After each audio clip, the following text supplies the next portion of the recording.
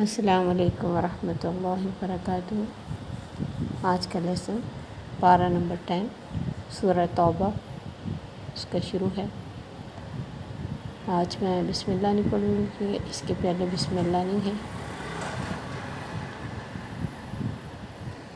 رب اشرح لی صدری ویسر لی امری واحلل عقدۃ من لسانی یفقہوا قولی رب زدنی علما اللہم فقہنا فی الدین۔ براءۃ من اللہ ورسولہ، برات ہے، بیزاری ہے اللہ کی طرف سے اور اس کے رسول کی طرف سے۔ الی الذین عاہدتم من المشرکین، ان لوگوں کی طرف جنہوں نے معاہدے کیے تم سے مشرکین میں سے۔ فسیحوا فی الارض، بس چلو پھرو زمین میں، اربعۃ اشہر، 4 مہینے، وَاعْلَمُوا، اور جان لو، انکم غیر معجز اللہ، کہ بے شک تم نہیں عاجز کرنے والے اللہ کو، وَأَنَّ اللَّهَ مُخْزِي الْكَافِرِينَ، اور بے شک اللہ رسوا کرنے والا ہے کافروں کو۔ وَأَذَانٌ مِّنَ اللَّهِ وَرَسُولِهِ، اور اعلان ہے اللہ کی طرف سے اور رسول کی طرف سے، إِلَى النَّاسِ، لوگوں کی طرف، لوگوں سے، یوم الحج الاکبر، حج اکبر کے دن، ان اللہ بریء من المشرکین، بے شک اللہ بری الذمہ ہے مشرکین سے، ورسولہ، اور اس کا رسول، فإن تبتم فہو خیر لکم، اگر تم توبہ کرو تمہارے لیے بہتر ہوگا، وإن تولیتم، اور اگر تم پھر گئے، فاعلموا انکم غیر معجز اللہ، تو جان لو کہ بے شک تم نہیں عاجز کرنے والے اللہ کو۔ وبشر الذین کفروا بعذاب علیم، اور خوشخبری دے دو کافر لوگوں کو دردناک عذاب کی۔ الا الذین عاہدتم من المشرکین، مگر وہ لوگ جنہوں نے عہد کیا تم سے مشرکین میں سے، ثم لم ینکثوکم شیئا، پھر نہیں انہوں نے کمی کی تم سے کچھ بھی، ولم یظاہروا علیکم احدا، اور نہیں پشت پناہی کی تمہارے خلاف کسی ایک کی، فَأَتِمُّوا إِلَيْهِمْ عَهْدَهُمْ إِلَى مُدَّتِهِمْ، تو پورا کرو ان کے وعدے ان کے ساتھ ان کی مدت تک۔ ان اللہ یحب المتقین، بے شک اللہ محبت کرتا ہے تقوی والوں سے۔ فَإِذَا انسَلَخَ الْأَشْهُرُ الْحُرُمُ، بس جب گزر جائیں مہینے حرمت والے، فَاقْتُلُوا الْمُشْرِكِينَ حَيْثُ وَجَدتُّمُوهُمْ، تو قتل کرو مشرکین کو جہاں پاؤ تم ان کو، وَخُذُوهُمْ، اور پکڑو ان کو، وَاحْصُرُوهُمْ، اور گھیر لو ان کو، وَاقْعُدُوا لَهُمْ كُلَّ مَرْصَدٍ، اور بیٹھ جاؤ ان کے لیے ہر گھات میں۔ فَإِن تَابُوا وَأَقَامُوا الصَّلَاةَ، پھر اگر وہ توبہ کریں اور نماز قائم کریں، وَآتَوُا الزَّكَاةَ، اور زکوٰۃ دیں، فَخَلُّوا سَبِيلَهُمْ، تو چھوڑ دو ان کا راستہ۔ إِنَّ اللَّهَ غَفُورٌ رَحِيمٌ، بے شک اللہ بخشنے والا مہربان ہے۔ وَإِنَّ أَحَدٌ مِّنَ الْمُشْرِكِينَ اسْتَجَارَكَ، اگر کوئی ایک مشرکوں میں سے پناہ مانگے تجھ سے، فَأَجِرْهُ، تو پناہ دو اس کو، حَتَّىٰ يَسْمَعَ كَلَامَ اللَّهِ، حتیٰ کہ وہ سن لیں اللہ کا کلام، ثُمَّ أَبْلِغْهُ مَأْمَنَهُ، پھر پہنچا دو ان کو ان کے امن کی جگہ۔ ذَلِكَ بِأَنَّهُمْ قَوْمٌ لَا يَعْلَمُونَ، اس وجہ سے کہ بے شک وہ ایک قوم ہے جو نہیں جانتی۔ سورہ توبہ کا نام سورہ برات بھی ہے، اعلان بیزاری، اور توبہ بھی ہے۔ اس کے بسم اللہ نہ لکھنے کی سب سے بڑی وجہ یہ کہ نبی صلی اللہ علیہ وسلم نے لکھوائی نہیں، اس لیے اس سے پہلے پڑھی نہیں جاتی۔ دوسرا، اس میں اعلان برات ہے یعنی بیزاری ہے، تو بیزاری سے پہلے یعنی ایک بسم اللہ کا نہیں بہتر سمجھا گیا۔ بہرحال اصل بات تو اللہ کو ہی پتہ ہے، انہوں نے نہیں لکھوائی تو ہم نے نہیں پڑھنی۔ رمضان 8 ہجری میں مکہ فتح ہو گیا تو مسلمانوں پر سے وہ پابندیاں ختم ہو گئی جو مشرکین مکہ نے مسلمانوں کے بیت اللہ شریف میں داخلے پر، عبادات پر، طواف اور حج عمرہ کرنے پہ لگا رکھی تھی۔ 8 ہجری میں چونکہ غزوہ حنین اور طائف سے واپسی پر مدینہ پہنچنے تک اتنا ٹائم نہیں رہا تھا کہ مسلمان حج کے لیے آتے، 9 ہجری میں نبی صلی اللہ علیہ وسلم نے مسلمانوں کو حج کے لیے بھیجا اور سیدنا ابو بکر کو اس قافلہ کا امیر مقرر کیا جو حج کے لیے آ رہا تھا۔ ابھی تک اللہ کی طرف سے مشرکوں کے داخلے پر کوئی پابندی نہیں تھی، حالانکہ مکہ فتح ہو گیا تھا، لہٰذا اس حج میں مشرکین بھی شریک تھے۔ انہوں نے اپنے طریقے پر حج ادا کیا اور مسلمانوں نے اپنے طریقے پر۔ تو سیدنا ابو بکر رضی اللہ عنہ کی روانگی کے بعد اس صورت کی یہ آیات نازل ہوئیں، جن کے آنے کے بعد مشرکین سے بیت اللہ شریف پر داخلے پر پابندی ہی نہیں لگائی گئی، بلکہ ان سے مکمل بیزاری کا اعلان کیا گیا۔ آپ نے اس اعلان کی اہمیت کے پیش نظر صحابہ کرام کے مشورے سے اپنے ہی فیملی کے ایک شخص حضرت سیدنا علی رضی اللہ عنہ کو بھیجا کہ وہ حج کے اجتماع میں ان آیات کا اعلان کر دیں۔ حج کے موقع پر جتنا بڑا اجتماع ہوتا ہے، اتنا اجتماع عموماً کسی اور موقع پہ نہیں ہوتا، اس لیے اللہ نے اس موقع کو چنا۔ اور سیدنا ابو ہریرہ رضی اللہ عنہ فرماتے ہیں، بخاری کی حدیث ہے کہ اس حج میں سیدنا ابو بکر نے دوسرے منادی کرنے والوں کے ساتھ مجھے بھی بھیجا کہ اس سال کے بعد کوئی مشرک حج نہیں کرے گا، نہ ہی کوئی ننگا ہو کر طواف کرے گا۔ حضرت ابو ہریرہ کہتے کہ سیدنا علی نے ہمارے ساتھ مینا میں برات کی منادی کی اور کہا اس سال کے بعد کوئی مشرک حج کو نہ آئے اور نہ کوئی ننگا ہو کر بیت اللہ کا طواف کرے۔ زید بن یتبہ کہتے ہیں کہ ہم نے سیدنا علی سے پوچھا کہ حج میں تمہیں کیا پیغام دے کر بھیجا گیا؟ انہوں نے جواب دیا 4 باتیں۔ ایک کہ کوئی شخص ننگا ہو کر طواف نہ کرے گا، دوسرا نبی صلی اللہ علیہ وسلم کے ساتھ جن کا معاہدہ صلح ہے وہ مقررہ مدت تک بحال رہے گا، تیسرا جن کے ساتھ کوئی معاہدہ نہیں ان کو 4 ماہ کی مدت دی گئی کہ یا تو وہ اسلام لے آئیں تو جنت میں داخل ہوں گے یا پھر یہاں سے چلے جائیں، اور چوتھی بات یہ کہ اس سال کے بعد مشرک اور مسلمان حج میں اکٹھے نہیں ہوں گے، یعنی مشرک حج نہیں کر سکیں گے۔ اس کے علاوہ ایک حدیث ہے، یہ جو حج اکبر کی بات ہے کہ سیدنا علی کہتے ہیں میں نے نبی صلی اللہ علیہ وسلم سے پوچھا حج اکبر کا دن کون سا؟ آپ نے فرمایا قربانی کا دن۔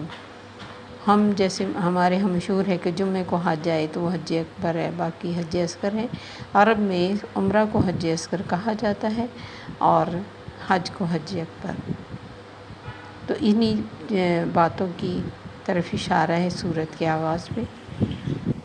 ان کے وعدے مختلف جب بھی انہوں نے کسی موقع پر کیے بار بار توڑے، تو اب ان کا ٹائم جیسے ختم ہو گیا اور اللہ کی طرف سے ان پر ذلت آئی کہ اللہ اور اس کا رسول بیزار ہے۔ جنہوں نے بھی مشرکین سے وعدے کیے، ان سے آپ کے ساتھ جو وعدے کیے، زمین میں جن کا کوئی وعدہ نہیں، 4 مہینے کی ان کو مدت ہے، اور وہ جان لیں کہ اللہ کو وہ عاجز نہیں کر سکتے اور اللہ ہی کافروں کو رسوا کرنے والا، یعنی جو تمہاری بڑائی کے دن تھے اور جو تم تکلیفوں کے دن مسلمانوں پر تم نے لا کے رکھے ہوئے تھے وہ ختم ہو گئے، اب تمہاری رسوائی کے دن ہیں۔ اور اللہ اور اس کے رسول کی طرف سے اعلان ہے اس حج اکبر کے دن کہ اللہ بیزار ہے مشرکوں سے اور اس کا رسول بھی۔ اب اگر تم توبہ کر لو گے تو تمہارے لیے اچھا رہے گا، یعنی نیک ہو جاؤ اور مسلمان ہو جاؤ تو جنت ملے گی، اور اگر تم پھر گئے تو یاد رکھنا کہ تم اللہ کو عاجز نہیں کر سکتے۔ تو ایسے کافروں کو دردناک عذاب کی خوشخبری دی گئی۔ ہاں، صرف وہ لوگ جنہوں نے وعدہ کیا ہوا تھا لیکن اسے کسی بھی طرح توڑا نہیں اور نہ مسلمانوں کے خلاف کسی کی مدد کی، تو اللہ نے فرمایا ان کے وعدے ان کے ٹائم تک پورے کرو، اس کے بعد ان کے ساتھ بھی وہی معاملہ ہوگا جو ان کے ساتھ، کہ یا تو مسلمان ہو جائیں یا پھر یہاں سے چلے جائیں، کیونکہ اللہ کو تقوی والے لوگ پسند ہے، اور یہ تقوی ہے کہ کسی کے ساتھ وعدہ کرو تو پورا کرو۔ اور اس کی بہت ساری مثالیں ہمارے دین میں ملتی ہیں کہ مسلمانوں نے بعض اوقات یہ لوگ مسلمانوں کے بھول پن سے فائدہ اٹھا کر کئی فائدے اٹھا لیتے تھے کہ چلیں انہیں پتہ نہیں ہے کسی بات کا، آگے جیسے میں آپ کو واقعہ بتاؤں گی، تو لیکن مسلمانوں نے پھر بھی وعدے کا پاس رکھا۔ تو اللہ فرماتے جب 4 مہینے حرمت والے گزر جائیں پھر ان مشرکوں کو مارو جہاں بھی پاؤ، ان کو پکڑو بھی، انہیں قید بھی کرو اور ان کے لیے گھات لگا کر بھی بیٹھو، اگر تو توبہ کریں، نماز قائم کریں اور زکوٰۃ دیں تو ان کا راستہ چھوڑو۔ کیونکہ اسلام لانے کے بعد سب سے بڑا جو ثبوت انسان دیتا ہے وہ نماز اور زکوٰۃ ہے، کہ جس سے پتہ چلتا ہے کہ وہ مسلمان ہے۔ اگر وہ نماز اور زکوٰۃ ادا نہیں کرتا تو پھر وہ اس کی مسلمانی مشکوک ہے۔ تو جو بھی یہ کام کرے چاہے اس کے دل میں چور بھی ہو، اللہ پھر بھی غفور رحیم ہے، ان کا معاملہ اللہ کے سپرد ہے۔ ہم نہیں کہہ سکتے کسی کو کہ تم صاف دل سے نماز نہیں پڑھتے یا کچھ جو بھی تمہارے دل میں منافقت ہے۔ اگر وہ بظاہر صحیح یہ چیزیں ادا کرتے ہیں تو بے شک اللہ بخشنے والا مہربان ہے۔ اور اگر کوئی مشرکوں میں سے تم سے پناہ مانگے تو اسے پناہ دو، یعنی کہ اپنی جان کی امان مانگے، حتیٰ کہ وہ اللہ کا کلام سن لے، یعنی اس کو پناہ دینے کے بعد اسے اللہ کی بات پہنچاؤ۔ پھر اس کے بعد بھی وہ نہ مانے تو جہاں وہ جانا چاہتا ہے وہاں اسے پہنچا دو، اس وجہ سے کہ وہ لا علم قوم ہے۔ اس میں تفسیر میں ایک واقعہ آتا ہے کہ حضرت عمر کے زمانے میں جب ایران کی فتوحات کے سلسلے میں ایک مقام شابور تھا جس میں مسلمانوں نے محاصرہ کیا ہوا تھا، ایک دن شہر والوں نے خود دروازے کھول دیے اور بڑے اطمینان سے اپنے کام میں لگ گئے۔ مسلمانوں کو اس بات پر بڑی حیرت ہوئی، انہوں نے وجہ پوچھی تو انہوں نے کہا کہ تم ہم کو جزیہ دینے کی شرط پر امان دے چکے ہو، اب کیا جھگڑا رہا؟ حالانکہ جنگ کے دوران کوئی امان نہیں ہوتی، یہ جنگ شروع ہونے سے پہلے ہوتی ہے۔ اب سب کو حیرت تھی کہ یہ امان کس نے دی۔ تحقیق کرنے سے پتہ چلا کہ ایک غلام نے لوگوں سے چھپا کر امن کا ایک رکہ لکھا، یعنی خط سا لکھا، اور ابو موسیٰ اسلامی سپہ سالار نے کہا کہ یہ تو غلام نے امان دی ہے اور غلام کی امان حجت نہیں ہو سکتی۔ شہر والے کہتے تھے کہ ہم آزاد غلام نہیں جانتے، بس آپ کی طرف سے امان ملی تو ہمیں مل گئی۔ آخر حضرت عمر سے پوچھا گیا تو آپ نے خط کے جواب میں بتایا کہ مسلمانوں کا غلام بھی مسلمان ہے، جس کو اس نے امان دی مسلمانوں نے بھی دی۔ یعنی اس سے پتہ چلتا ہے کہ کتنا دھیان رکھتے تھے وعدہ کو نبھانے پہ۔ ایک اور واقعہ ہے کہ حضرت فتح مکہ کے موقع پر ام ہانی نبی صلی اللہ علیہ وسلم کے پاس گئیں۔ اس وقت آپ غسل فرما رہے تھے، آپ نے پوچھا کون ہے؟ ام ہانی کہنے لگی میں ام ہانی ہوں۔ پھر اس نے کہا اللہ کے رسول، میری ماں کے لڑکے یعنی ستیلہ بھائی یہ کہتے ہیں کہ وہ ہیبرا یا اپنے خاوند کا نام لیا، اس کے لڑکے کو قتل کر دیں گے۔ میرے ستیلے بھائی کہتے ہیں کہ میرے شوہر کے لڑکے کو قتل کر دیں گے، جبکہ میں نے اسے پناہ دے دی ہے۔ آپ نے فرمایا ام ہانی جس کو تم نے پناہ دی ہم نے بھی دی۔ تو مسلمان یعنی اس سے وہ خوش ہو کے چلی گئیں کہ ایک عورت کی پناہ بھی دی جا سکتی ہے، اگر وہ کسی کو پناہ دیتی ہے ایسے موقع پر جب قتل کرنے کا حکم ہے اللہ کی طرف سے، تو اس عورت کی پناہ کو بھی صحیح سمجھا جائے گا۔ تو مسلمان اور اسلام جو ہے وہ اس کی یہ نشانی ہوتی ہے کہ وہ اپنے وعدے کا پاس کرتا ہے اور اپنے کی ہوئی بات کو پورا کرنے کی پوری کوشش کرتا ہے، چاہے اس میں کسی کے اندر کوئی بے ایمانی یا دھوکے کی بھی بو نظر آئے، لیکن پھر بھی ظاہر پر معاملہ کرنا ہوتا ہے۔ اب یہ نظر آتا ہے کہ ہر چیز کا ایک ٹائم ہوتا ہے۔ ایک وقت یہ تھا کہ مسلمان اونچی آواز میں کلمہ نہیں پڑھ سکتے تھے مکے میں، اور ایک وقت یہ آیا کہ ان کو اس شہر میں کھڑا ہونا مشکل ہو گیا۔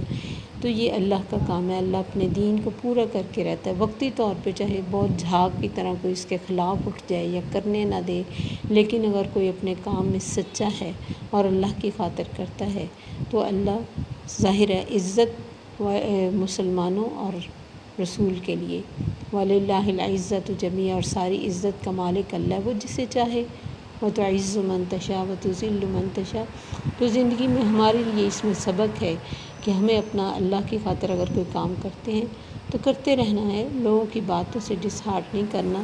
لوگوں کی باتیں بدلتی رہتی ہیں، اللہ کا دین نہیں بدلتا، تو ہمیں اسی کے مددگار بننا ہے۔ تو آج کوئی ہمارے حق میں نہیں ہے تو اللہ کا کام ہے کہ اسے ہمارے حق میں کر دے یا پھر ہمارے راستے سے اس کا صفایا کر دے۔ السلام علیکم ورحمۃ اللہ وبرکاتہ۔ سبحانک اللہم و بحمدک، اشہد ان لا الہ الا انت، استغفرک و اتوب الیک۔